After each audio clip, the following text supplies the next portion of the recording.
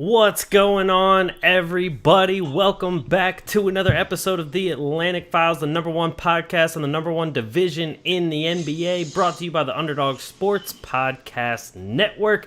As always, joined by your host, myself, Alex Fishbein. We got Dennis Clausen. What's going on, Dennis? What up? Nothing much, man. Been hanging First out. thing. Go ahead. Oh, no, go ahead. As you can see already, I'm interrupting already right off the bat. What have you been up to? I was gonna say, been hanging out, been refreshing Woj's Twitter, been refreshing Shams's Twitter, trying to see what trades are happening, what signings are happening. What about you? Well, yes, I've been doing the same thing, but Woj is kind of taking a step back lately. I mean, I don't think he's first to the party with a lot of things anymore, but what he does add is it'll get reported elsewhere, but Woj always gets the inside scoop, the number of years, how much it's worth, whether there's an option, blah. But I think Woj's days as like the breaking news guy might be coming to an end because Shams looks like he's been beating him to the punch. Even Windhorse was the first guy I heard who broke the James Harden to the Sixers news ahead of the deadline. So, and it was That's funny true. too because Woj was reporting one thing and Windhorse was basically coming right out and saying a completely separate thing. So there was a little inner ESPN turmoil between the two, which was so Windhorse. And the other guy, what's his name? Chris Haynes. Chris Haynes has been coming up there. Yep, there was one Instagram account, I forget what it's called. I think it's like NBA Stream or it's NBA something. And they were keeping a counter of like which reporter broke the news first. And Shams was ahead by a lot over both of them, but it was like Shams, Woj, then Chris Haynes. So Chris Haynes has been getting up there too in those breaking news posts. And now there's a guy too from the Athletic, which I subscribe to. Athletic is really good, and there's a guy there, Jake Fisher, who's been kind of getting involved more so than before with the breaking news and things like that. So he's kind of been a go-to of mine for a lot of these trades and things like that because it got fucking crazy over the weekend. Once Jake June Fisher, 30th hit, man.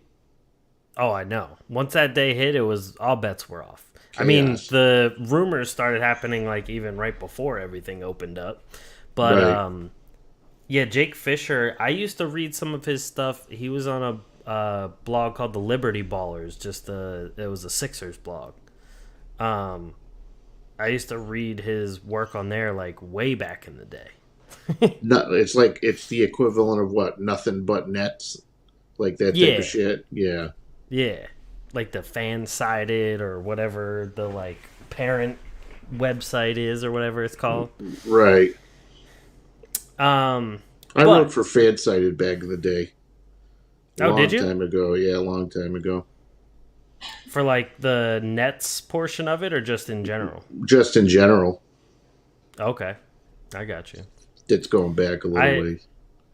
I applied to write for Liberty Ballers, but did not get the job. Those bastards. I know my creative writing wasn't what it is now, I should say. Writing is tough though. Writing is one of those things that, believe it or not, it takes practice. Oh yeah, for sure. Like there's work especially that like. Go ahead.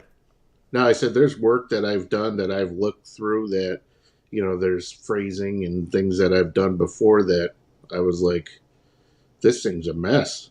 Like in terms of I believe a comma should be there now and all that stuff. It's crazy.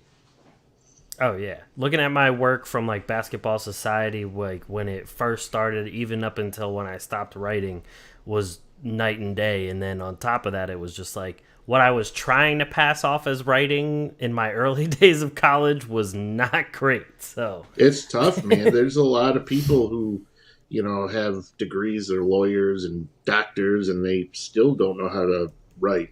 It's a skill for sure. Oh, definitely. But getting into some real Yeah, nobody basketball. gives a fuck about writing. What is Exactly. this, English Who class? actually reads stuff these days? Nobody. um, exactly. That's why stuff like this is a thing. Right.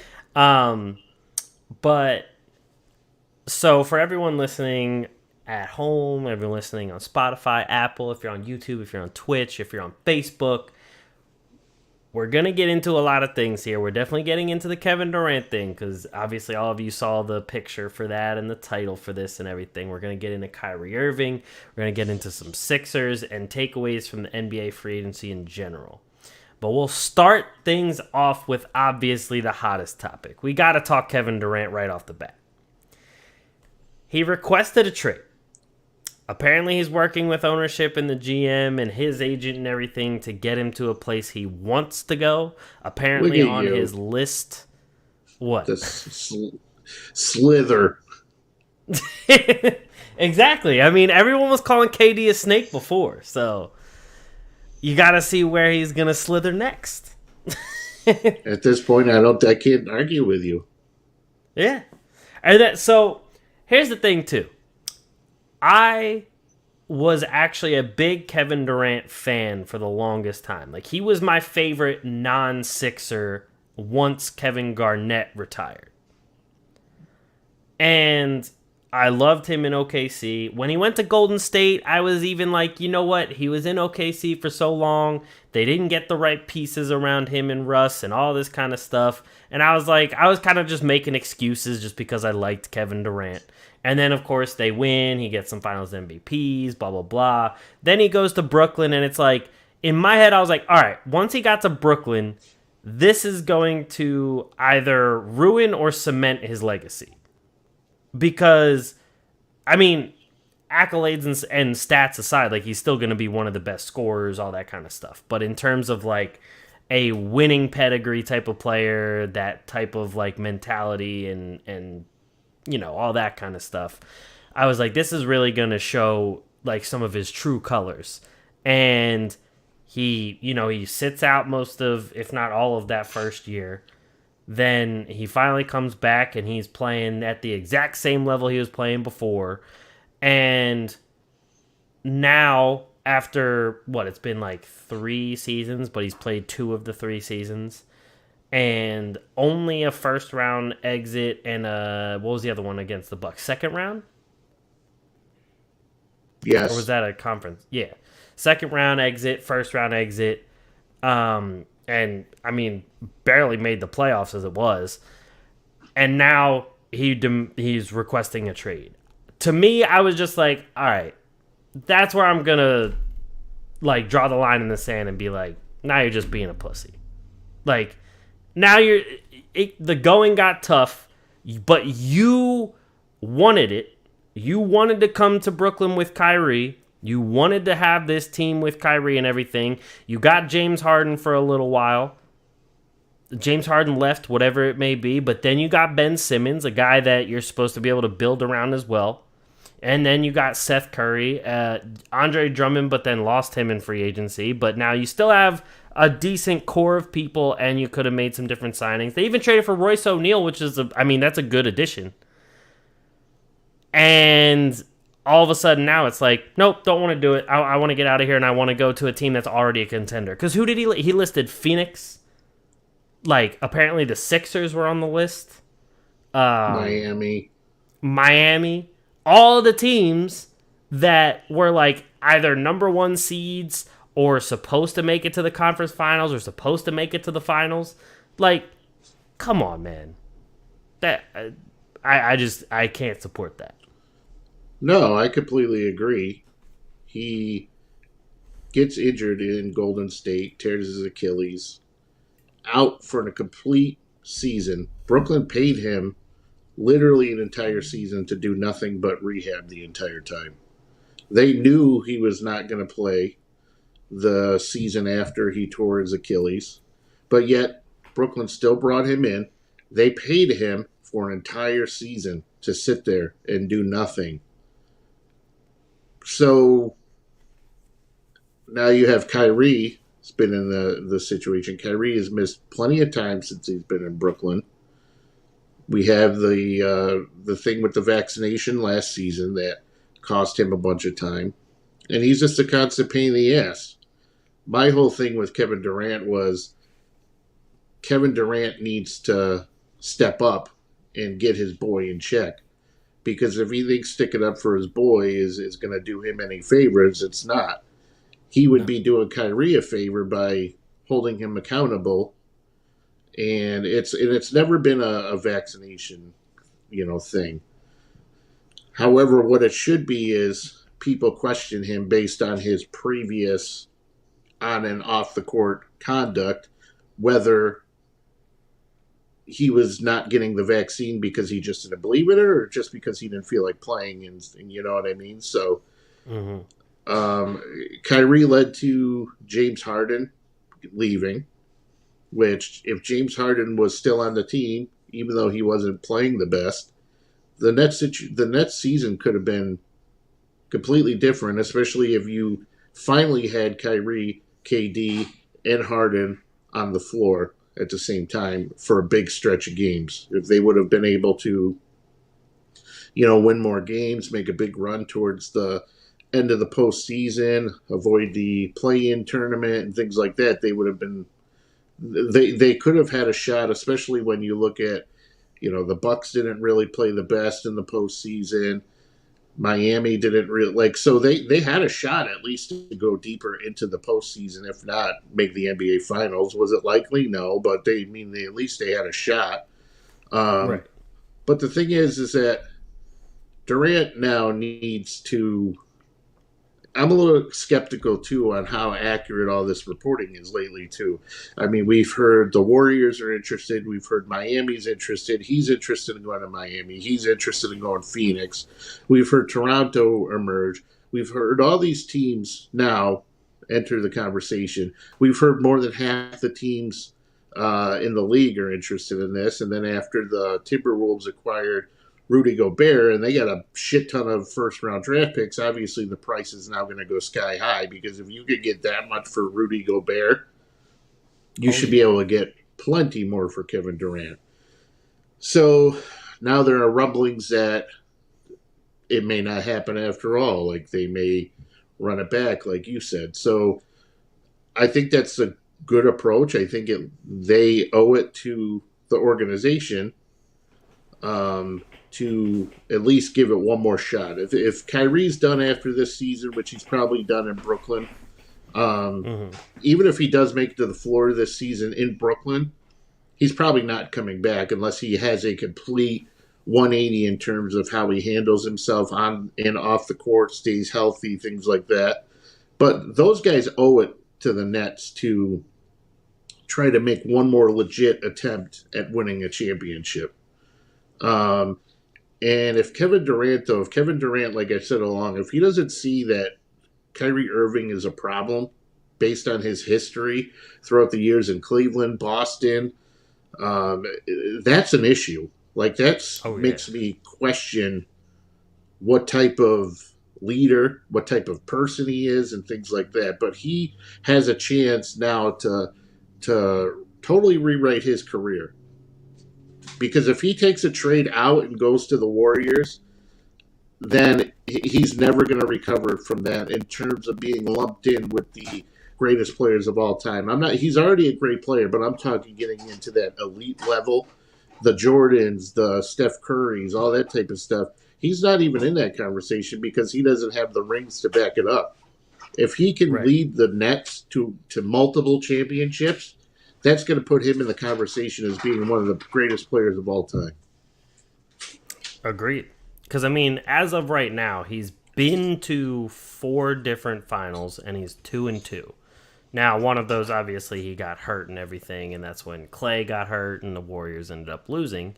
But, I mean, the one when he went with OKC, he also went with Russell Westbrook and James Harden on his team.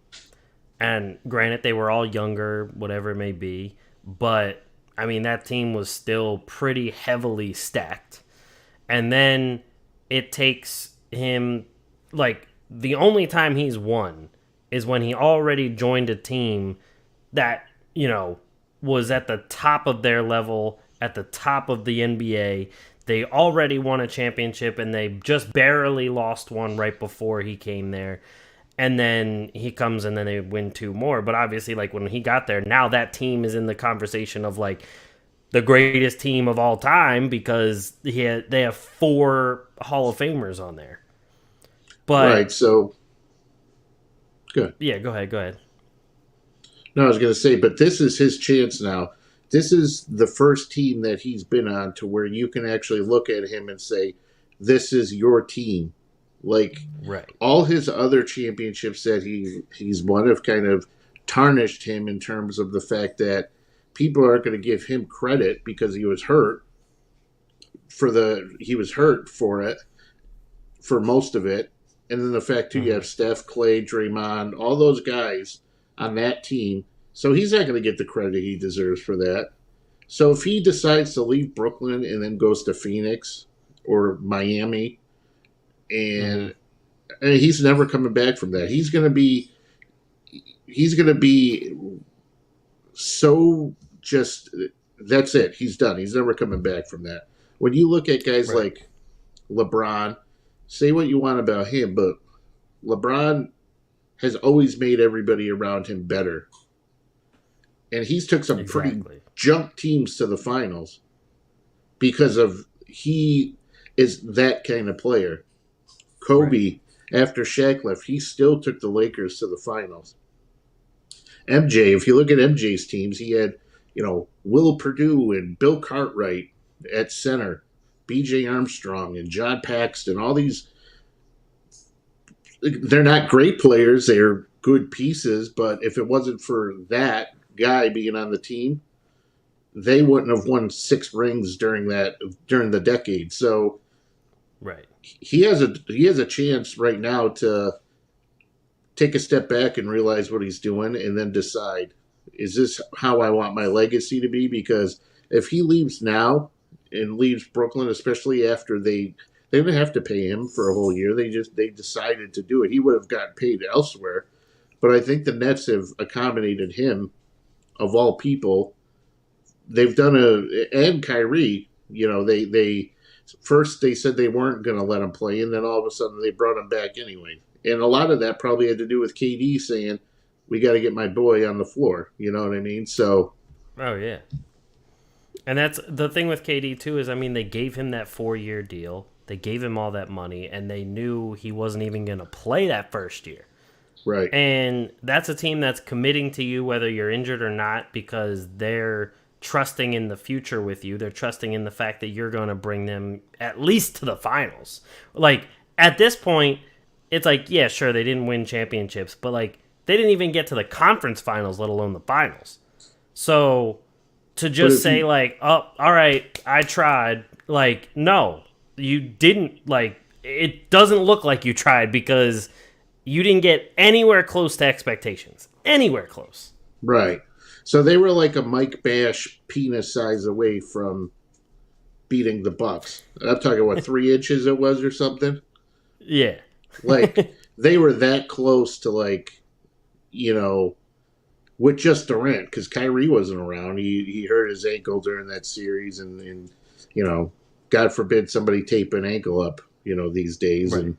And, but by himself, Kevin Durant almost took down a Bucks team that had Drew Holiday, Middleton, Portis, Giannis, like a good team. Brook Lopez was shit hot in that series.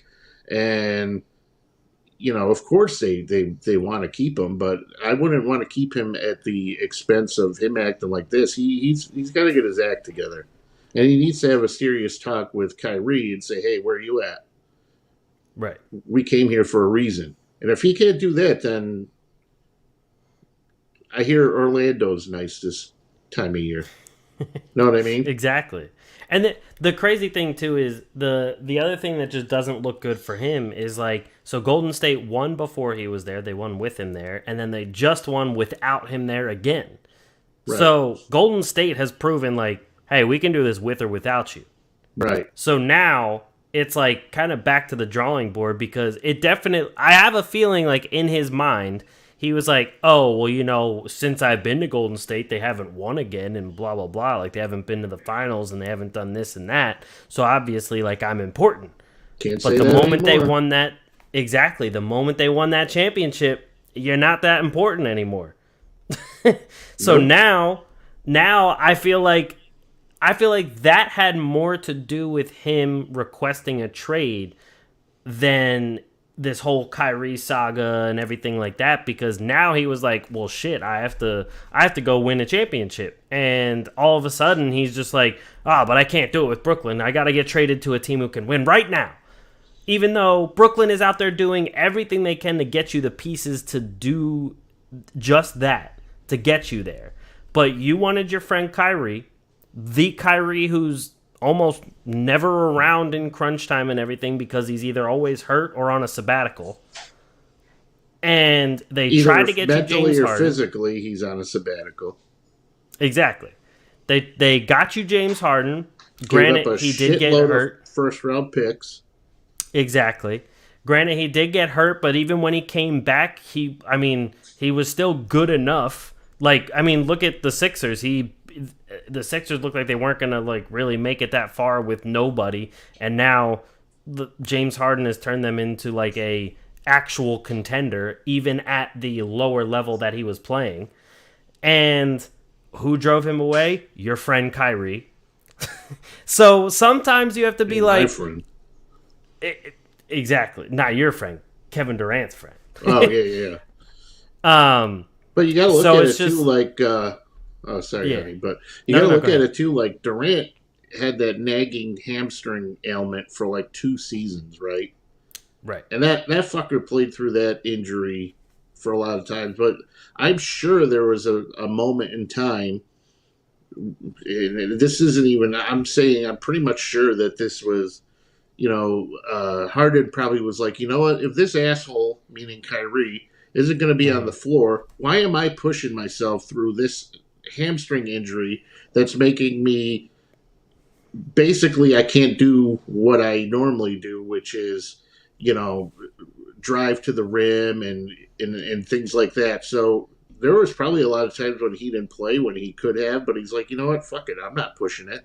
If Right. moron can't get on the floor because he's scared to get a shot because he thinks the CIA is going to be tracking him or whatever the hell his reason is, then So I don't blame Harden for wanting to get out of there. No, not at all. And that's the thing, is that like, everyone, gave Harden a bunch of shit because obviously he went from team to team to team in the matter of like 2 seasons and everything. But what are you supposed to do when you have, 2 superstar level players coming to you and being like, yo, team up with us? Like, the moment you're here, it's going to be a crazy team. And obviously on paper, it was a crazy team. And when they did all 3 play together, they only lost like, what, 1 or 2 games when they played together? Yeah, and I don't blame him So, for wanting to get out of Houston because when you look at the Houston roster at the time, they were strapped from a cash standpoint. They gave Eric Gordon a shit ton of money. Clint yep. Capella was making a ton of money. They had PJ Tucker, Chris Paul. Then they tried it with Westbrook, but then they didn't really have a lot of, So I can understand the frustration. Harden did more than enough for that team, and had it not been for Chris Paul, like I always say, going down with that injury, they could have won an NBA title. I forget which season it was, maybe Right. 17, 18, somewhere around there. So then he goes to Brooklyn, but I would probably bet that if Kyrie were active and they were actually all playing together, that Harden would still be on the Nets right now. Oh yeah. If Kyrie wasn't just like disappearing for months at a time, he probably would be fine with it. And to put like to put it in perspective too, I bet you it was even more frustrating for James Harden, because if you look at Harden when he was running his own team compared to KD when he was running his own team, Harden got further. Harden got to the Western Conference Finals. And meanwhile, Kevin Durant in Brooklyn like we just talked about, second round was the longest. When he was back in OKC after Harden was shipped out, I think they got to the second round most of the time. They lost to the Warriors when they were up 3-1, and that's when Kevin Durant jumped ship over to Golden State. But even then, it was still Steph Curry's team. It wasn't Kevin Durant's team. Right. So, like, Harden is sitting there like, hey, I've been through this as the guy, and I've gotten farther as the guy. Right. So why am I sitting here, like you said, why am I putting my body on the line when you got one guy over here who won't even get a shot for the benefit of the team and be here every night? And then Kevin Durant, I mean, he don't get me wrong, he played his ass off, especially in that playoffs against Milwaukee and everything when no one else was there. But it was also just like, what else are we gonna do? Right. There's literally not much leeway for anything else. Yeah, and like I said, COVID really threw a monkey wrench in a lot of things over the Right. past couple seasons. COVID sucks, we get it. The vaccination issue has been a hot topic. However, you're expected a little bit more when you're a professional athlete, especially when you're making millions of dollars. You're still making millions of dollars, and there are people who can't work because they are scared, legitimately scared to get a vaccine, right? And they don't want to work because of that. They don't believe in it. They don't want their rights taken away. So you can see both sides of the for and against vaccination. Kyrie's a guy who's not going to miss a meal if he doesn't play. So, True. the millions of dollars he didn't get from not playing is not going to cause him any issues whatsoever. But yeah, I still will forever wholeheartedly believe that Irving just didn't want to get the vaccination because he just didn't feel like playing. I could see it. I mean, I don't have a reason to disprove that. I mean, Andrew, and we always go back to Andrew Wiggins. I mean, Andrew Wiggins literally didn't want to do it, but did it anyways. Exactly, because you even look at a guy like Matisse, who got one. First off, it was even dumber for me with Matisse because he got one shot, right, and refused to get the second one, which is like, I can't even explain that either. And that's worse. You're right. Exactly. Like, that's like you already started the process, and now you're just like, but I don't believe in the full thing. Right. Like, that's like what? That's like eating a half a cheeseburger and going, yeah, I'm vegan. I don't do that. Exactly. You know what I mean? Exactly. It blows my mind that, like, then, like you said, then we bring up Andrew Wiggins, who, he didn't believe in it either, but then he was like, you know what, for the betterment of the team, if I want to win a championship, I'm going to have to make a sacrifice. And look who got the championship. That's why when I heard the rumblings of Andrew Wiggins being included in a trade for Kevin Durant, I was like, fucking bring it on. Oh, yeah. I hope Golden State doesn't trade for Kevin Durant, though, because I don't want them to give Kevin Durant, like, the happiness of going to a good team again. Because honestly, it's like, fuck that. Yeah, if I were the people in the know in Golden State, I would certainly be like, listen, we got Jordan Poole, we have Andrew Wiggins, we did pretty fucking well. We have James Wiseman coming back. We just re-signed Kevon Looney. We lost Otto Porter, but that's not a big fucking deal. We lost Juan Toscano Anderson. That's not a really big fucking deal. So, I mean, you lost some players, but you're bringing most of, your nucleus of, guys back. Gary Kuminga, Gary Payton's out there. So you're bringing these guys back, though, who are, you're bringing the core group back, like the guys you need. The door's open for Iguodala to come back if he wants to, even though it's going to be in like a Udonis Haslem type role where he's just kind of sitting there. But that's okay. You need guys like that. So. And that helps. That always helps the guys like Kuminga, Moses Moody, Jordan Poole. That helps all of them. And having James Wiseman probably be the backup to Kevon Looney and things like that, like, I mean, there was games in there that Kuminga dropped like over 25 points, and that's a guy they just drafted last year. So Right. like, they have all these people on the way up. Why risk your entire future for Kevin Durant when these guys are already learning from your core that you have? But to move a little bit away from Kevin Yeah. Durant, we've been Please. talking Please. about Kyrie, so we just have to talk about him a little bit. He Why? opted in. He Uh huh. opted in, Yeah. and it made everyone think like, "Oh, okay, he's staying then." But now they're talking about trading him as well because obviously, if you're going to trade KD, there's no reason in keeping Kyrie. No. So they're talking about trading him. The biggest rumors with the Lakers with a package centered around Russell Westbrook, obviously, because that's really the only thing that would make sense.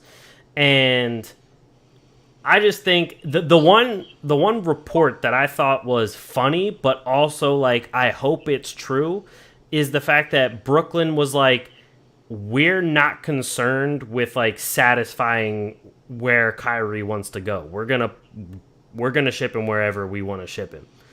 And I'm like, good. I hope so because he's the reason that all of this is the way it is. Right. Like, I don't care what anyone says. All of this is squarely on Kyrie's shoulders because Kevin Durant's been doing everything that he could do. James Harden did everything he could do, and he got hurt doing it. The rest of the pieces were all pretty good pieces. And I mean, it just sucks that like Joe Harris went cold one time in the playoffs, and then he got hurt, and then you had some bad luck here and there. But all in all, that roster should have at least made the final. But who is the common person that's almost always missing? Kyrie. Right. And I like it too. There was a report from Woj that came out yesterday that the Lakers haven't been aggressive in terms of putting together a package to acquire Kyrie Irving. For one, I'm like, they better get fucking aggressive because they need anything they can get right about now. True. And then I was like, if the Nets could get Russell Westbrook, take it in a heartbeat. Like I would take it and keep that guy for the rest of his career. So, but yeah, I totally agree. Like at this point, I would send him to Minnesota. I would take D'Angelo Russell back. I would take whoever made sense, and if he doesn't like it, that's tough. Then Exactly. then that's his problem.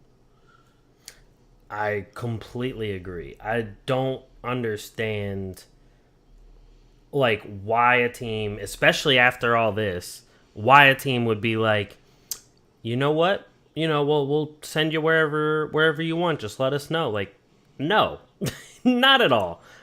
You're the one that skipped half a season because you wouldn't help the team out by just getting a shot. You're the one that missed all sorts of time, and the reason that I just saw a stat, it was like Clay and Steph played together 35 games this season, and they went or it was 45, and they went 25 and 15 or something like that.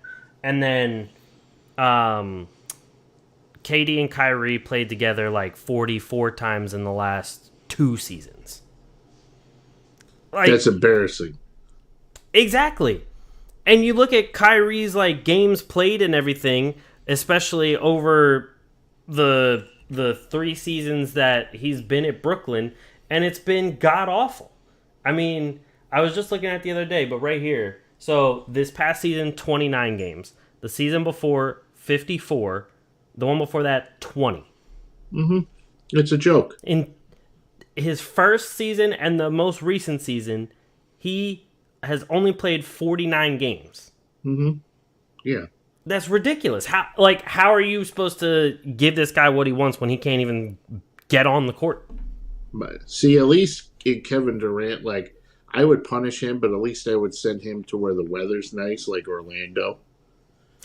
Kyrie, Right. I'd send his ass to like DC and be like, we don't even want Bradley Beal because he's just as bad with the injuries. I at this point I'd be like, I'll take Kyle Kuzma, I'll take even Montrezl Harrell, sign him back and we'll do a sign and trade, even though he's probably not going to play this season after getting arrested for allegedly having, the marijuanas in his book bag. But at this point, I would be like, I'll take shit for Kyrie Irving as long as we can get this fucking guy out of here. You know what I mean? So, Oh yeah. KD at least, but KD him going to Orlando would be kind of a tease too, because he'd be like, I'm like 3 hours away from Miami. It's like, you know what I mean? So you're still in Florida, but you're not in Miami. But this is as good as you're going to get, and your buddy, I'm going to send his ass to DC. So and see how. If you think the Brooklyn Nets organization is bad, wait till you get to DC. Oh yeah. Or I would send Kyrie to like Utah. Like at this rate, yeah. You see how well you do in Utah. Exactly. And then you could send KD to like Sacramento. The weather is nice. Yeah, but I don't want him to win that much. At least Sacramento's roster is kind of coming together nicely. True, but if you trade him to Sacramento, that means you're going to have to get like half that roster in return. I'll take Sabonis, Murray, Harrison Barnes. Like, I'll take anything you got right now. Even Mitchell, Davion Mitchell. Yeah, throw him in. What the hell? Yeah, why not? Absolutely. At this point, if you're like, we'll send you Sabonis. Oh, really? Okay, I guess we'll take him. You know what I mean? I guess that's okay. And we'll have to make the money work. We'll have to put in De'Aaron Fox or Davion Mitchell or something. Oh, okay. I guess we'll take it.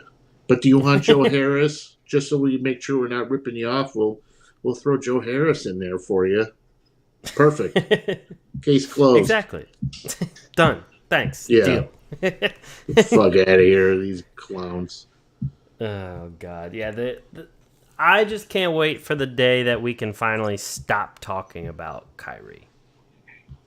I can't wait for the day when we stop talking about Kyrie, Bradley Beal, Anthony Davis, LeBron. Those are probably the top four right now. That before it used to be Carmelo Anthony, but nobody cares about him anymore. Right. But when these guys are gone, I'll say it before, like the NBA is going to be so much better once these assholes leave the league. Because they don't do nothing but cause drama. And KD wasn't in that category before, but he's working his way into the, we have Dennis's street clothes team, and then we have Dennis's just all shitbag team. And he's working his way onto that team as well. Are Anthony and Davis and Kyrie the only two that are on both? Anthony Davis, I don't think he's a shitbag. I just think he's kind of a pussy. Okay. Actually, not kind of. He is a pussy.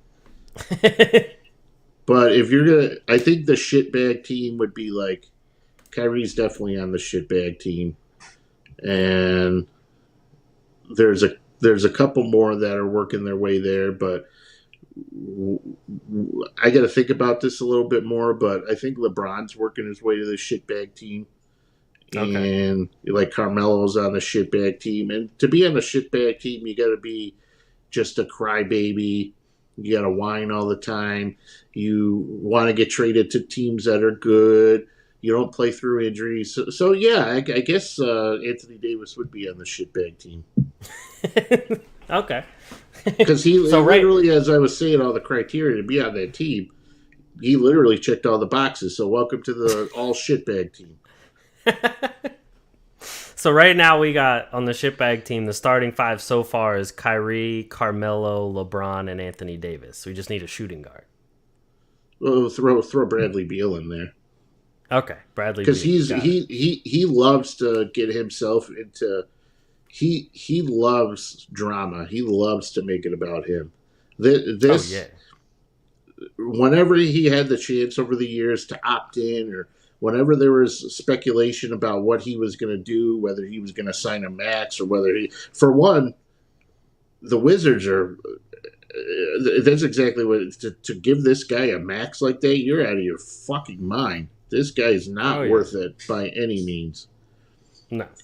This was Bradley Beal doesn't have any other options, so he's going to go back to DC. But I guarantee you, if he had something else that would have worked out better in his favor, he wouldn't have been there. But he's going to play it off like he's so loyal to DC because he's played his entire 10-year career there that he's not gonna. But yeah, he that was his wet dream. Right. When anybody was talking about him. Mm-hmm. And the if even Boston, who like was the team that everybody thought he was gonna go to, if even Boston ended up not even like having the conversation, they ended up going and getting like Malcolm Brogdon and all sorts of different people, then that's how you know he's destined to just never leave DC and just toil away in mediocrity. It's not even mediocrity; it's shitiocrity because it's literally just shit. Like, so True. if you can't go with your buddy because him and Tatum are buddies, Mm-hmm. if you can't go with your buddy, he can't.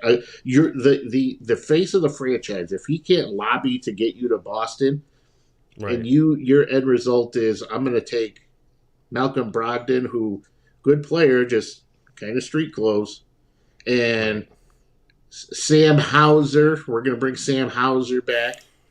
You know what I mean? Like that type of shit. Yep. It's not good for you. And especially too, none of these teams are talking about like we're going to take. Okay, we could move KD, but we could do a sign and trade with the Wizards. Durant's old hometown of DC. That would be a perfect scenario. Oh But yeah. it's not his old hometown. It is his hometown because you only have one fucking hometown, Dennis. You idiot. Right. But that's what I'm saying. Like if even Bradley Beal can't be involved in those type of conversations, nobody wants him. Oh, I mean, imagine if Brooklyn traded KD for Bradley Beal. You would have Bradley Beal and Kyrie on the same team and never play together, but pay them both like $40 million a year. I would kill myself. Oh, it's I would no longer be a Nets fan if they did that. I wouldn't blame you. I would not blame you one bit. And the moment they started with the rumors of Kyrie to Philly, too, I was just like, hell no. I don't want Kyrie at all. And obviously those rumors were dumb because the whole reason James Harden left was because of Kyrie. Well, there was a Keith Pompey. Pompey, excuse me, put out something that said that... go ahead. I was just going to say, I just had to correct it because he has actually been on the Atlantic Files once. Oh, Keith has? Yeah, way back in the day. All right, well... In the Sam Hinkie days. Wow. So Keith Pompey released something that said that, a guy from FS1 said that there was no interest, and the quote was there was no appetite for Kyrie Irving in Philly. And then I think Keith Pompey, I believe, don't quote me, but he may have kind of suggested otherwise. Yes. But so it appears that there is still a chance that could happen. However, I don't know how likely that is, but yeah. I mean, I was more interested in, there was a Kyrie blurb about Kyrie to Philadelphia, and then there was a Paul Reed blurb under it. I skipped right past Kyrie, and I just went to Paul Reed and started reading about him. I said, I'm not spending one more fucking second of my life talking about this idiot. I'd just rather hear about what Paul Reed's going to do and whether he's going to suit up or not in Salt Lake for the Summer League.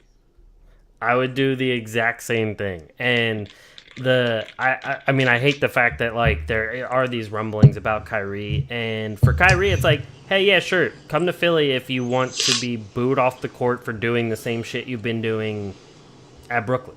Because if you pull all that same shit, like Philly fans are not going to feel bad to let you know that you're being an asshole. So and what's great too is that you haven't heard a damn thing about Ben Simmons, like nothing negative. Like, True. you know how like Ben Simmons was like the guy who moved from one school to the other, and both principals go, "Hey, you got that Ben Simmons guy? Sure, he's giving you a bunch of problems." And the principal goes, "Actually, he's been a model student. I don't know what you're talking Right. about." You know, Ben Simmons, like, Exactly. remember when the teachers would come in, you'd be holding your hands like that, and Yep. everybody's on their best behavior, and that's Ben Simmons right now. Oh When yeah. you Like look better than Kyrie, there's a problem. exactly. I mean, especially with all this drama going on with Brooklyn right now, like he's over there just like, oh, finally, I can just sit Right, here and relax for once. I'm not in a news cycle. right. He's loving life. He's like, everybody loves me here. Oh yeah, because now he might only be the last one standing. Well, it was funny too because they were, the reporters asked Kyrie at the end of the season, how involved are you going to be involved in the team's off-season plans in terms of roster construction? And Kyrie's sitting there going, if they ask me, and I'm thinking, asshole, you're probably not even going to be on the team either because you're an idiot. Exactly. And then there was rumblings that they actually wanted Ben Simmons' opinion on some of the moves they were going to do. I'm like, holy shit, they love this guy. I. It's amazing what like you don't even have to do to all of a sudden get back in the good graces in like the NBA. You just Oh, have to have absolutely. someone else fuck up. All he needs to do right now is he needs to save like a kitten from a burning building, and he's redeemed. Oh yeah, he's automatically like not a bust anymore. Best number one pick, all that kind of stuff. Actually, not a kitten because I feel like people hate cats. A puppy because everybody, There you go. all the chicks love puppies. So imagine if like Ben Simmons like ran into a burning building and saved like two puppies. That's it. They love him Oh, forever. he'd be a hero. Ben Simmons can't shoot. Who fucking cares? He saved a puppy. Exactly. So moving away from the Brooklyn Nets now. Yeah, please. I'm gonna throw up. Yeah, we've spent a lot of time on them. So I just want to touch on this real quick. So the Sixers, on the other hand, they haven't made like any huge splash or anything. They haven't dealt away Tobias Harris, but obviously there's still been tons of rumors Not about yet. that. Exactly. Still tons of rumors about potentially trading Tobias, potentially trading Matisse. The one guy they did trade was Danny Green. We talked about this a little bit. They traded him and the number 23 pick on draft day, and they got D'Anthony Melton, which you and I both agree that that was a great move. That's a great person to have off their bench, and especially to help with some of their defensive woes and everything like that, but also have a good shooter off the bench. The other guys that they signed are pretty much all ex-Houston guys. It essentially is becoming the Philadelphia Rockets. I actually also didn't know that apparently Morey drafted D'Anthony Melton, but then they traded him to Memphis. So like he had never actually played for the Rockets, but he was drafted by the Rockets. And then they got PJ Tucker for like 3 year, 33 million or something like that. Then they also got Daniel House, who also started on the Rockets. Good And shooter. right, good shooter, good defender. I mean, PJ Tucker, everyone knows about him, like the good, hard nosed defender that the Sixers have needed. They've needed like a bully. They've never had one of those in a long time. I mean, that Um, to interject for a second, mhm. the more I thought about that PJ Tucker signing, the more I just absolutely fucking love it. Okay. Because think about like you're gonna have attitude. Like Joel Embiid's not gonna be the only guy being an asshole. You're Right. gonna have somebody else being an asshole, and he's not. I said it before. He's got the best corner three in the league. Maybe in the Mhm. history of the NBA, nobody shoots a corner three better than PJ Tucker, except for Ray Allen when they're looking to get rid of the Spurs. But Right. other than that, PJ Tucker's shit hot. He's not a great offensive player, but he's not a horrible. Like one day you could wake up and if they're playing on the West Coast and you wake up and you look at the box scores, you'll see PJ Tucker scored 18 points, had 3 steals, what 2 for 4 from deep, and 11 rebounds. That's Right. the kind of shit you get. Like, he can step it up when he needs to. He never misses time. He's always healthy. Well, not healthy. He plays for injuries. Like, Right. he literally was on the injury report for half the season when he was with the Heat, and the fucking guy still played. So that's a great pickup, I think. And I know there was a question, what he get, like three for 33 is what he got somewhere along Yeah. that. At the age of 37 But he's 38 now. or So 38, yeah. right, he just turned 38. So but I like it. Right.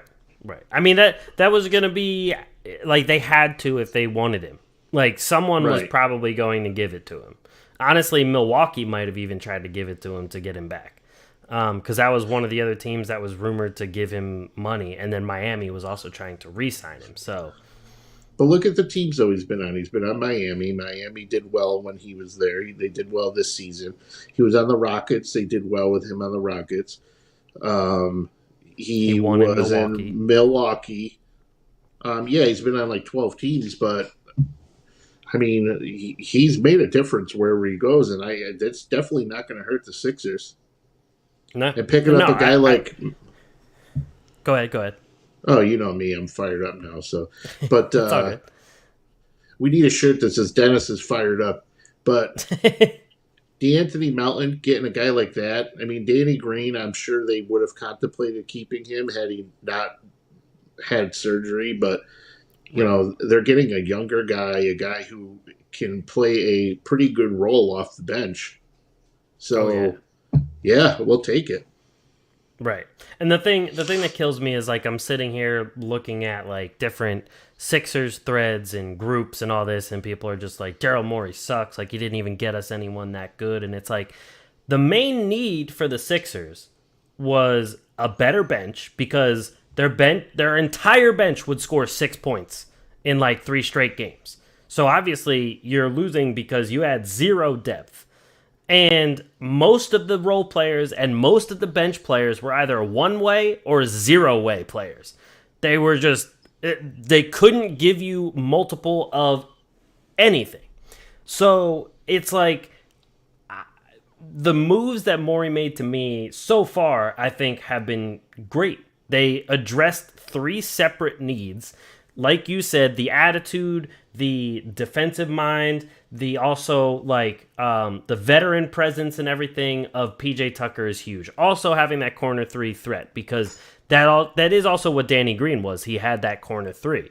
So PJ Tucker gives you essentially what Danny Green had, but with better defense and more of a badass and more of a guy that like people are actually scared of. Like nobody's really scared of Danny Green. And like you said, Joel Embiid is the only one that's like kind of being an asshole. No one cares what, Tobias Harris is doing or anything like that. Like no one's scared of him. No one's even scared of James Harden. Tyrese Maxey's one of like the most adorable guys in Cute. the I want to league. pinch his Like, cheeks.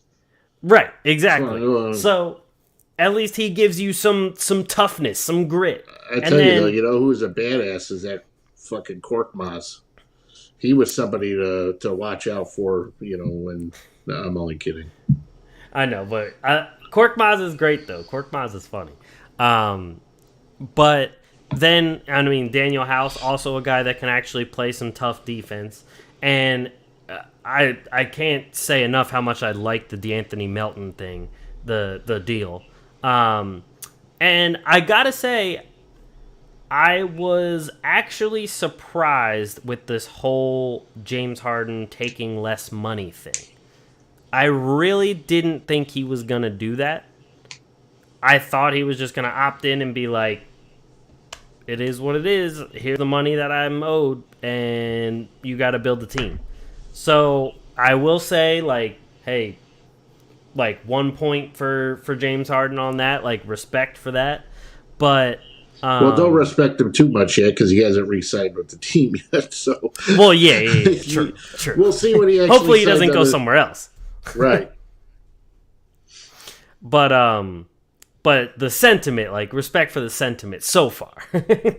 Right. But I'm 50% definitely there. waiting. Yeah, but I'm definitely waiting for like the shoe to drop on like because I'm I feel like 99% confident that they're going to trade Matisse.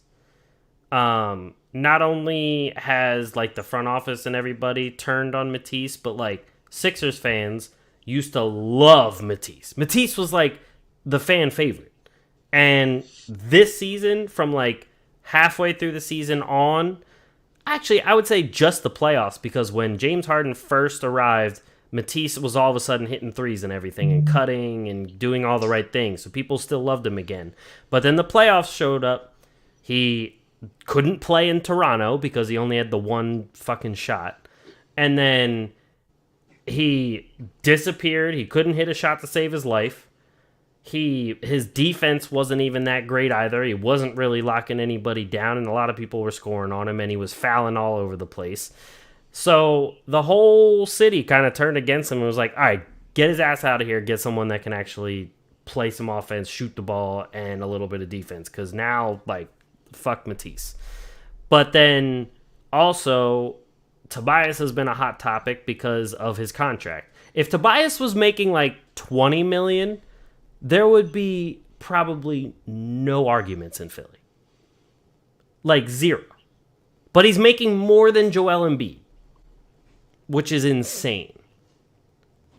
I would honestly try to. I'd be like, "Hey, Lakers, you guys want Tobias Harris? We'll send him. We'll take Russell Westbrook, like anything, just to get out from underneath that contract at this point. You know what I mean? Seriously. Like, but I mean, when he did get the money, he was better than he is now. But the fact that it didn't work True. out, so it just, I Yeah. mean, it cost him Jimmy Butler, but that's no big deal. Right. I mean, the other thing is, I will say Tobias has done well adjusting to like the new role once they got James Harden. Like he actually played pretty efficiently. He especially played well in the playoffs. He really did. Oh, is that what you call it? Sucking is adjusting to a new role. He was like, I I mean, sucked before, but now I have permission to suck. So when people are like, why are you shooting the garbage? Well, I'm just trying to let Harden get. I'm trying to establish. I'm being a team player here, so I'm going 1 for 8 from deep. but he did actually play well in the playoffs, though. I have to give it to him. He played well, and he played better defense than he's ever played before. But like his playing surprisingly well isn't the like level of well that you need to actually win in the playoffs. For That's one, the he big had no difference. choice but to play well because, I mean, he took more than enough shots. True. Joel Embiid was out for a lot of the time. Fucking Harden was nowhere to be found. They had nobody on the bench, so of course he's going to play well. You could have True. put me out there, and I would have scored at least 10 because they literally had nobody to play. Who? If you look at that Sixers roster, I mean, who's going to play? Paul Reed, Yeah, that's a good Niang, point. Danny Green Like, almost died. He almost got crushed by Embiid. Maxi is true. hit or miss. I mean, he was good in the playoffs, but he's another one of those guys. Like he needs to step up now.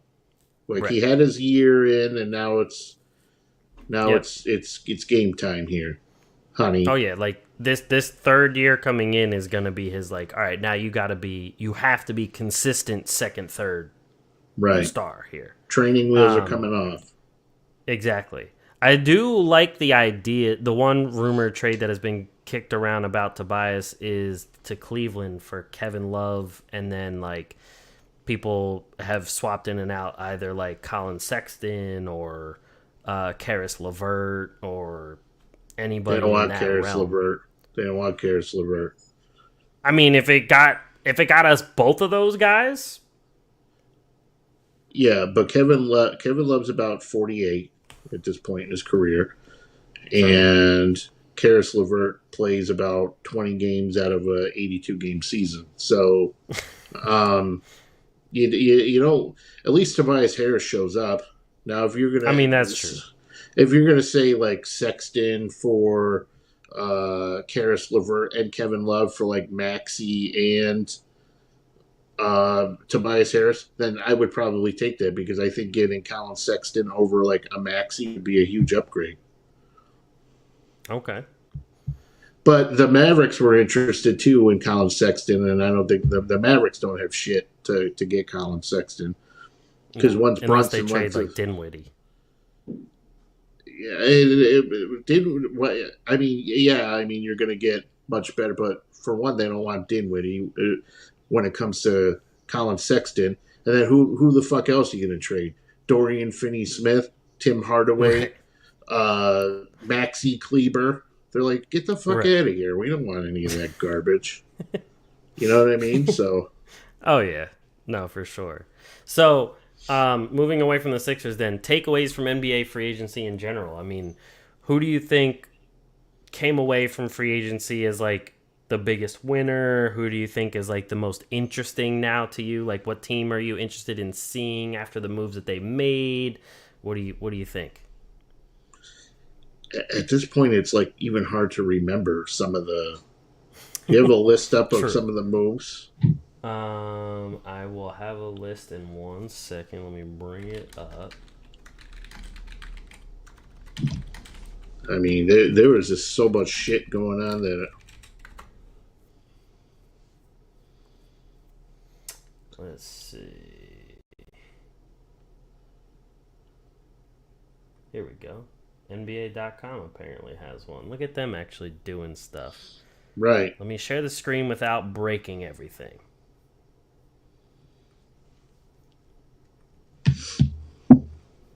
All right. Here we go. I still have sound. All Can right. you make it bigger for us old guys here? Is that better? Yeah, that's good. All right. So, I think is this just signings? All right, so this is just signings. This is not trades. I'll bring this Okay, up and in a that's new tab, but how about player movement? What's that? It should be, let's see. or just do all NBA transactions. How about that? Oh yeah, here we go. But I don't know if NBA. some of those won't show up, maybe because they're verbal agreements. So who the hell knows? Oh yeah. I don't know, but here we go. Yeah. So I mean, So the Hawks obviously getting Murray is a huge thing. Yeah, that wasn't a signing, but getting somebody right. of his caliber is going to be a game changer. I think it's going to be great for that team. Oh And yeah. when you look at the Celtics, getting Brogdon on that team is amazing. The Nets, I Yep. like the T.J. Warren pickup because even though his foot is broken, um, Yep. I feel like his foot is about to fall off in the last 2 seasons. So yeah, the Pretty Bulls much. actually the Bulls were making some interesting things going on when they picked up Dragic. They Um, also picked up Drummond, I think. they got Drummond, so they're pretty loaded in the backcourt, which would kind of make me assume that they're not done. They got uh, Dasu. I can't even pronounce his name. Ao Dasunmu, Oh Kobe yeah. White. Right. Um, they have Caruso still back there. They took Terry in the draft. So their backcourt is loaded, and the fact that they added Dragic there makes me Mm-hmm. assume or believe that there's going to be another move. Now we've heard Kobe White on the radar for some teams, and because I Right. don't think they'll move to Sunmu or so Kobe White might be the guy to go. But it seemed like every time somebody asked about Kobe White, there Patrick Williams was involved in the conversations. The fact Right. that Vucevic wasn't moved for Gobert, I mean, makes sense when you look at all the things that Utah got in return for Gobert. So, um, yeah, it looks like Here we the Bulls are going to run it back though for most of the season. So, here we go. So,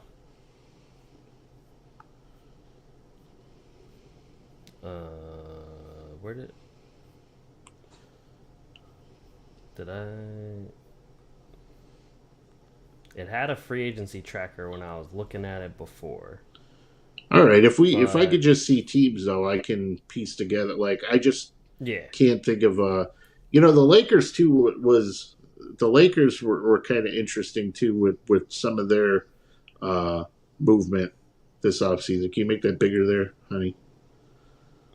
Yep. Lakers signed these four people. Like getting those guys, it was huge for them because the Spurs were gonna they rescinded their qualifying offer for Lonnie Walker, so that's a good pickup for them. Troy Brown, wherever he's been, Washington, Chicago, has been relatively reliable. Damian Jones played well in Sacramento Yep. throughout some of his starts, and Juan Toscano Anderson is just a solid bench piece. He's not going to light the world on fire, but he's certainly an upgrade when you consider, that the team last season had Austin or still has Austin Reeves and Carmelo Anthony. You're getting a tremendous upgrade there for the bench, which is desperately needed in LA. Oh yeah. And yeah, the Wolves with the whole. I've talked about how I am not a Rudy Gobert fan, and giving up all of this for Rudy Gobert Right. is just insanity. I just don't understand it at all. Especially unprotected picks for those 23, 25, and 27. That's a lot of movement right there. Yeah. But That's just insane. then there was the Wolves though. I mean, they are confident that Jaden McDaniels is a good backup piece for what they have going on in the front court. They did Right. losing Malik Beasley, who was a guy who started for them, but they ended up picking up Kyle Anderson. They got Brent Forbes. McLaughlin was starting a couple times for them last season, but there were reports that when Tim Connolly took over that they were going to get rid of D'Angelo Russell. So far, that hasn't been the case, which I'm okay with because I think Russell deserves to stop being. They need to stop passing him around like a joint because the guy's been on every fucking team over the past so many seasons. But Yeah. I'm okay with the I mean, Timberwolves making that move for Gobert. Maybe they gave up a little too much in terms of draft equity, but the fuck do I know? I mean, I like some of their other signings, like you said, the Bryn Forbes, the Kyle Anderson signings. But yeah, the move for Rudy Gobert to me is just way too much for a player that's not. He's never been able to like give you all that much in the playoffs as he has in the regular season. He's just never produced enough in the postseason for actual postseason success. But But I with, will with say, those two guys there, though, they better not get dominated inside the paint. That's all I know. oh, they bet hell no. If you have Karl Anthony Towns and Rudy Gobert on the floor at the same time, and if you still get dominated on the boards and inside, then you deserve to lose Right. every time. But they did lock up. They did lock up Cat. They True. they brought Nas Reed back. So they have guys that they like. Jordan McLaughlin, they like him enough to where they feel that he can do something. And obviously, Malik Beasley wasn't in their plans, which I think Malik Beasley can actually. I think when he gets to Utah, he's gonna come out in terms of in terms of his production. I think he's due for a solid season in Utah, especially if he gets a starting role, which could very well happen. Yeah. Especially when you consider who the fuck knows what's going to happen with Donovan Mitchell. Right. Because I'm not buying that they're not moving him at all. I think they're playing it cool with him. They got 3 months until the regular season starts, so they're like, yeah, we'll just pretend like we're not going to move him. But he could get moved easily. Agreed. 100% agreed. And then the Knicks, I mean, the Knicks didn't do terrible this offseason. They got Jalen Brunson, the guy that they were going for this whole time. There are reports now that they are going to be fined for tampering to whatever. get Jalen Brunson. They can't do any worse than what they've been doing, so who cares? True. Very true. Mitchell Robinson locked him up on a 4-year, $60 million deal. I mean, as long as he stays healthy, he's been what they needed him to be. The Yeah, he question won't. mark is always his health.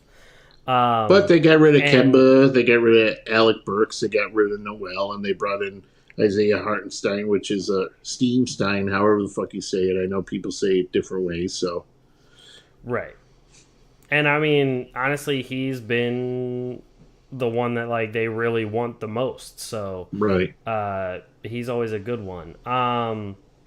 So Zion getting his max was big. Um,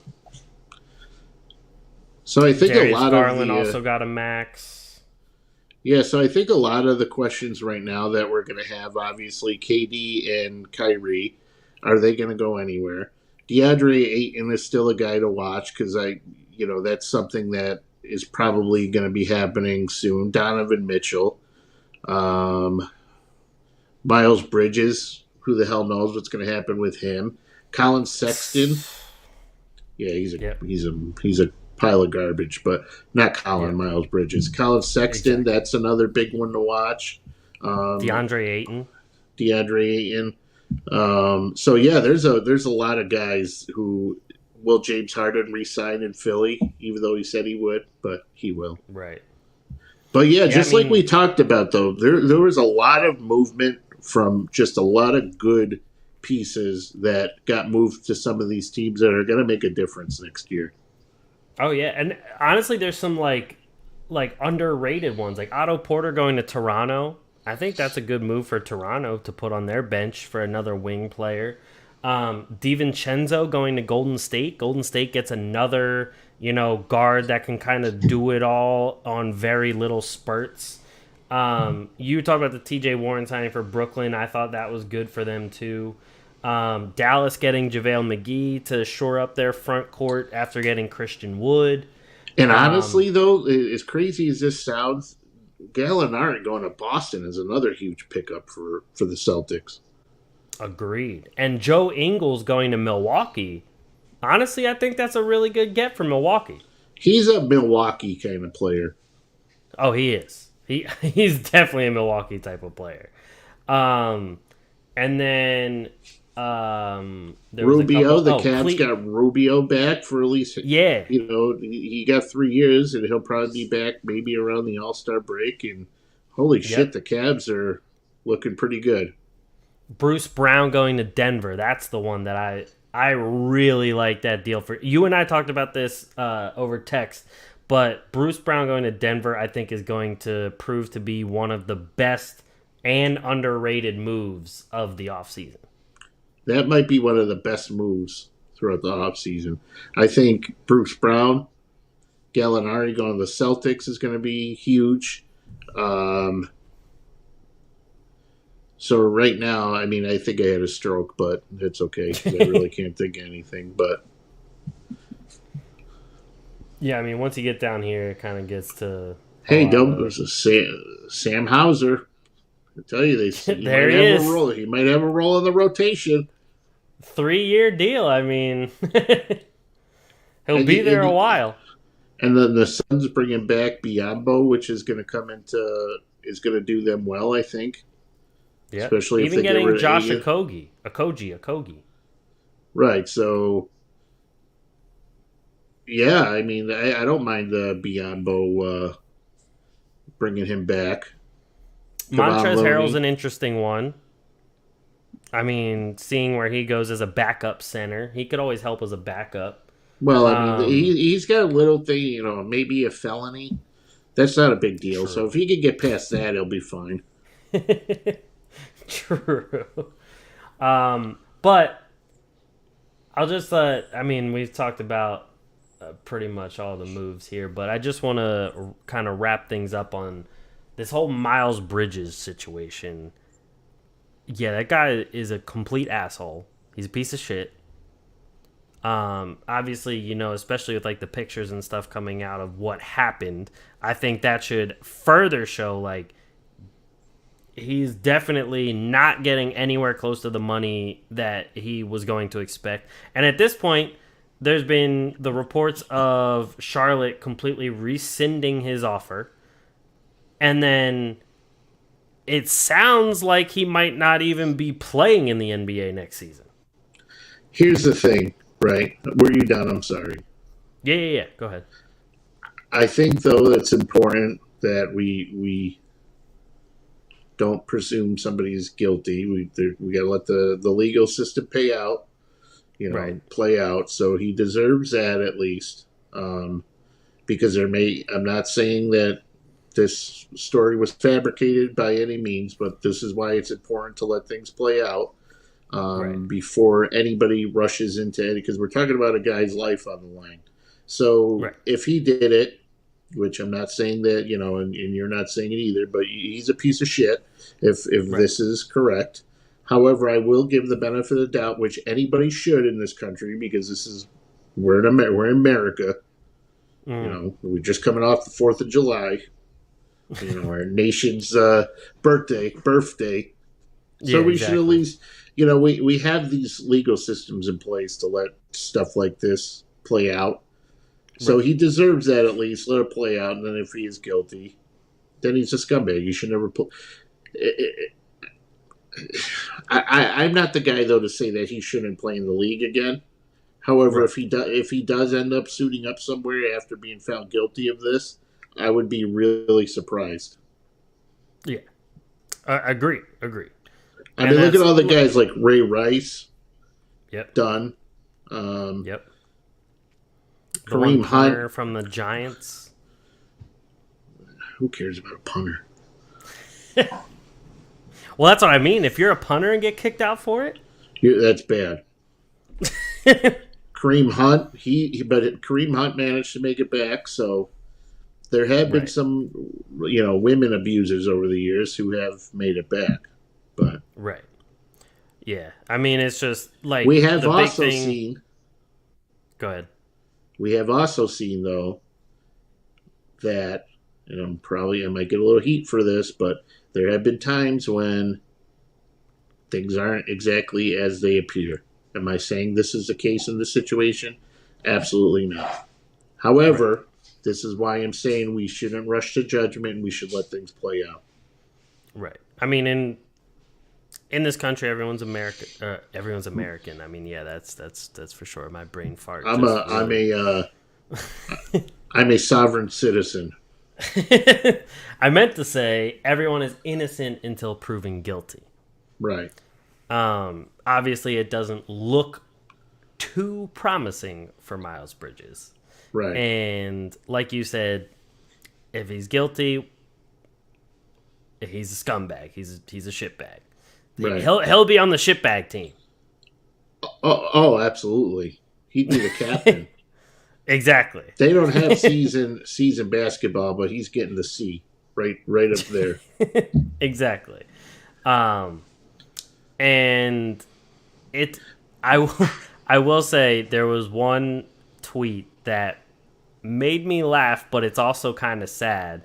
It was like Miles Bridges is attempting to become the first player to go from the NBA back to the hood. What is I a was just like, mess? oh, that's bad. That's bad. And in all reality, though, there is probably, and I'm assuming this, I don't know, but there's probably physicality going on in that situation. Yeah. So nobody has a right to put their hands on anybody. So No. she has no right to put her hands on him. He has no right to put his hands on her. Like, there are some tough women in the world. Like, they will kick the fuck out of you. So, like, Right. it doesn't mean that physicality is okay. No, but like I said, we don't know what happened, what was going on. So we'll just wait and we'll figure it out. Right. Does that mean the Hornets should sign him right now? Hell no. Oh yeah, if I was the Hornets, I would also be waiting to find out what happened. Right. Like, there's no way in hell I'd be like, "Yep, let's still sign him to a max," and Right. then be like, "Oh, he's suspended for 2 seasons." Which is crazy to me too, because if a guy like Miles Bridges, right, he's a piece of shit if this comes out and he's guilty of this stuff. But then we're trying to work around getting Deshaun Watson to be suspended as little as possible, and this fucking guy's been allegedly been a serial groper at massage parlors. I mean, what his allegations are up to 26 different people. That's a lot, That's and we're insane. and we're okay with letting, like, we would be okay with, if he's found guilty, letting this guy come back. And the Browns were stupid enough to give him max money. I mean, the Browns are gonna brown. Right. Like, if you whenever anybody says, I can't believe the Pelicans gave Zion Williamson a max contract, all anybody has to do is look at them straight in the eye and just say, Deshaun Watson. Exactly. And that's it. You can't argue anything after that. Because if that fucker could get max guaranteed money, anybody and could trade all that stuff for him. Right. What's Zion guilty of? Drinking too much Mountain Dew and playing video games? And eating too much gumbo. Right. But other than that, you can say, well, I mean, at least he didn't go to a massage parlor. Like, what's the worst he did? Just drink Mountain Dew, play 2K with Zach Levine, and just eat DiGiorno's all day. Which doesn't sound too fucking bad, to be honest with you. That sounds like the life to me. Like, he figured it out. Literally, Zion Williamson got paid to play 2 out of his 3 seasons in the league. Mm-hmm. And all he had to do was just play well in college to the point where everybody thinks he's going to be great, which he probably still may be. But he got a max contract to literally do nothing. That's the American dream right there. I mean, that is true. This guy's a fucking genius. Because I've been trying to sit on the couch and eat for years, and I didn't get $231 million. Exactly. So on that note, we all got to learn to be more like Zion. Right. And shout out to my man's Joey Chestnut for breaking it. Not only did he break his own record, but he broke his own record and then shit stomped the guy in the process. And wasn't he on crutches or something? Joey was? Yeah. Like, apparently he was on crutches, like, coming into the event. I did not hear that, but oh my god, if that's true, he's the because you know how there's the goats, right? And then you talk about who's the goatiest of all the goats. Like, is Tom Brady the goat above all the other goats? Right. In my opinion, Joey Chestnut should be at the top of the list. Oh, I mean, who has dominated the biggest stage as much as Joey Chestnut? Nobody. Exactly. And he had like 2 hot dogs in his mouth when that guy came up on stage, and without hesitation, he took care of business and just went right back to dominating. Exactly. Like, he had a distraction. All the other people kept eating, and he still won. And it wasn't even a normal protester, right? Right. You have a guy coming out wearing a Darth fucking Vader mask. Mm-hmm. I mean, for him to react that quickly when a guy comes up on stage holding a sign and wearing a Darth Vader mask. Oh, yeah. I'd be like, what is going on here? I have a mouthful of hot dogs and a soggy bun, and now I got Darth Vader on the stage. You know? So, yeah. Props to him, man. He's the GOAT. Oh, yeah. I mean, like, my top 2 GOATs have to be him and Michael Phelps. Yeah. I would give Joey Chestnut, and then I'd give it to the Sons and 4 guy for just completely beating the fuck out of multiple people. True. Sons and 4 guy is definitely up there. The Sons and 4 guy, I mean, yeah, you don't get any better than that. Oh, God. I mean, they get Sons and 4 guy literally. Apparently, Joey Chestnut had a ruptured tendon and a cast on his leg. I think that's who Dan's talking about. I don't think it was the Sons and the 4 guy, but if a ruptured tendon is not that's a pretty significant ailment to have. And the fact That is. the fact that he had a ruptured tendon in his leg, had a mouthful of hot dogs, soggy bun, and then beat up a guy in a Darth Vader mask. Happy fucking 4th of July. Go. Easily the best of all time. There'll be never anything to top that. On that note, I think that is it for us. We can all learn something from Joey Chestnut. Exactly. True American. Yeah. America. If that doesn't bring the country together, God damn it, I don't know what will. Exactly. And Dan said he was talking about Joey Chestnut. All right, good. So, ruptured tendon, cast on his leg, soggy bun, 2 hot dogs in his mouth, and still choked out the protester. Yeah, I was like, this Joey Chestnut, for a guy who, because if I ate that many hot dogs, I'd be like 600 pounds. The fact that he's able to stand and then impose his will on a protester who, I don't even know what they were protesting, by the way. I don't either. But it doesn't matter because, yeah, Joey Chestnut shit-stomped him. And he put him in like a headlock, too. Like a real fast headlock. Yeah, it was like a Gracie Jiu-Jitsu rear naked choke. Yeah, I was like, damn. And then he threw him. He threw him with a hot dog in his mouth. Like, I would have choked on it and, like, died. I had trouble not choking when I'm eating just normally. Exactly. To do all that. And then he broke a record. Exactly. Easily the goat of all goats. Yeah, absolutely. But that is it for us. Thank you, everybody, for watching and listening to another episode of the Atlantic Files, the #1 podcast on the #1 division in the NBA. Brought to you by the Underdog Sports Podcast Network. Check us out everywhere you get your podcasts, Spotify, Apple, Google, everywhere. If you're watching on YouTube, please subscribe. Hit the bell below for notifications when we go live. And if you're watching on Twitch, follow us on Twitch because it also gives you notifications when we go live. So just click it. It takes 2 seconds. That's all it is. Assholes. But that's it for us. Thank you, everybody, and we'll catch you guys next week. Peace.